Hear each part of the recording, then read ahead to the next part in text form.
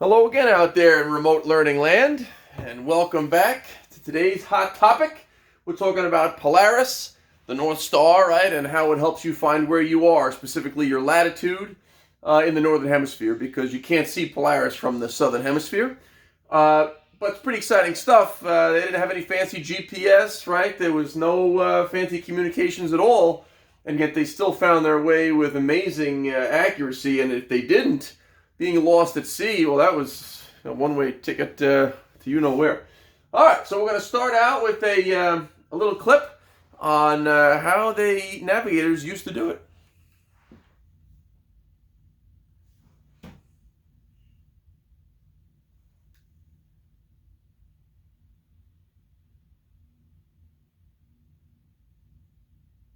The early ocean voyages were probably big mistakes. A vessel could be thrown off course by a sudden storm or error by the helmsman. So, how did the early sailors navigate the oceans? Long before the magnetic compass reached Europe, the Vikings were sailing across oceans to both the east and west, discovering new lands in the west such as Iceland and Greenland, and even discovering America, nearly 500 years before Christopher Columbus. These brave Vikings were creative in compensating for their lack of technology. Floki Vilgerdarson, a great Viking explorer credited with the discovery of Iceland, carried aboard a cage of ravens. When he thought land should be near, he would release one of the birds. If it circled the boat without purpose, land was not near. But if it took off in a certain direction, the boat followed, knowing the bird was headed toward land. The early Pacific Polynesians were the first to use the motion of the stars, weather, the position of certain wildlife species, or the size of waves to find the path from one island to another. Using the motion of stars? Imagine one night you call a friend who's a few thousand miles away and ask them to name the star which is directly over their head. You could then find that star in the night sky, and the point on the horizon directly below that star would be their exact direction from you at that moment. Unfortunately, a few minutes later that star would have moved, and so you'd need a new one. With this method, it would take a lot of phone calls for every new star. Fortunately, there's one star in the night sky that does not appear to move. It's called Polaris, the North Star. The easiest method for finding the North Star is by finding the Plough, an easy-to-identify group of 7 stars. It is known as the Big Dipper to the Americans and the Saucepan to many others.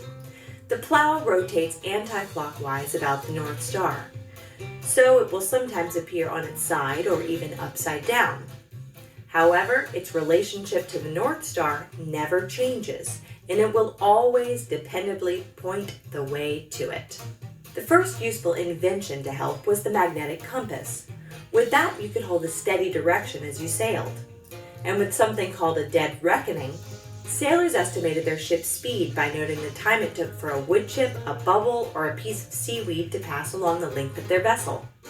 But since the time was measured with a sand glass, these early calculations were often way off. To determine a position on Earth's surface, it is necessary and sufficient to know the latitude, longitude, and altitude. Altitude considerations can, of course, be ignored for vessels operating at sea level. If you have a compass, know the date, and have a set of prepared navigation tables showing how high the sun should be at local noon, then you can determine your latitude easily.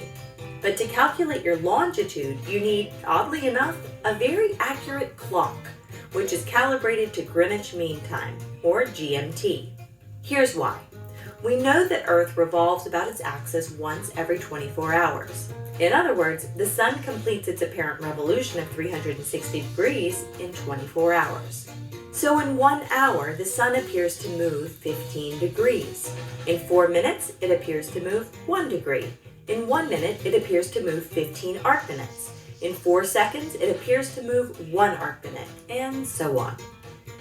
If you're sailing and it's 1800 hours GMT and the local time is 800 hours, then you get a time difference of minus 10 hours. Minus 10 hours is minus 150 degrees. Therefore, you are 10 hours behind GMT, which means your longitude is 150 degrees west. In 1714, the British government offered a prize to anyone who could perfect and demonstrate a clock that would be accurate enough over long voyages to give the desired precision in locating a ship. This type of clock was called a chronometer. But the problem was that all the clocks of the time were mechanical. They were upset by changes in temperature, humidity, vibration, corrosion, etc. In 1775, Captain Cook returned from a 3-year voyage, having used one of the chronometers submitted by Larkham Kendall, which was a copy of H4 clock made by John Harrison. Upon comparing it to local reference clocks, it was found to have been accurate to within 8 seconds per day. Nowadays, of course, navigating is much simpler. All large ships today rely on global positioning system. Marine GPS receivers don't show streets, they give longitude and latitude, and typically also show maps of any nearby coastlines, harbors, lighthouses, etc. Many also display the approximate depth of the water as well. Many marine GPS units now have a man overboard button. If someone falls overboard, the captain or other crew member presses that button. The GPS unit then marks that spot in the ocean and typically displays a directional arrow pointing to it, along with a distance reading to that spot. That lets the captain turn the ship around and return to the spot where the person fell into the water. I suspect most ships even now carry a sextant, a handheld instrument used to measure angles between the sun and moon and horizon, as a backup to their GPS systems. With that and an accurate wristwatch and navigation tables, a competent navigator can still find where he is on the ocean, even if the modern GPS unit fails.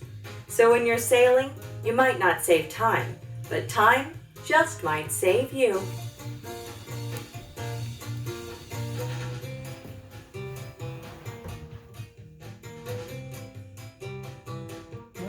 All right. Hope that was informative for you there.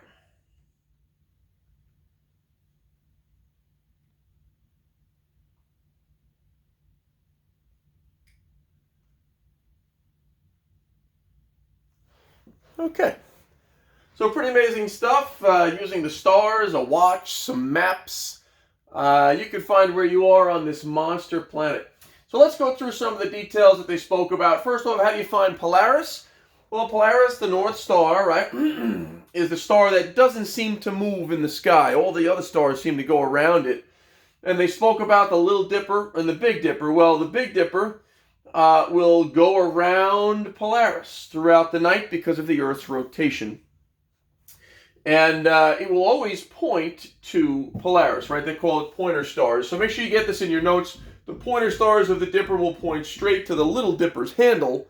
And of course, the Little Dipper's handle, the first star, is the North Star.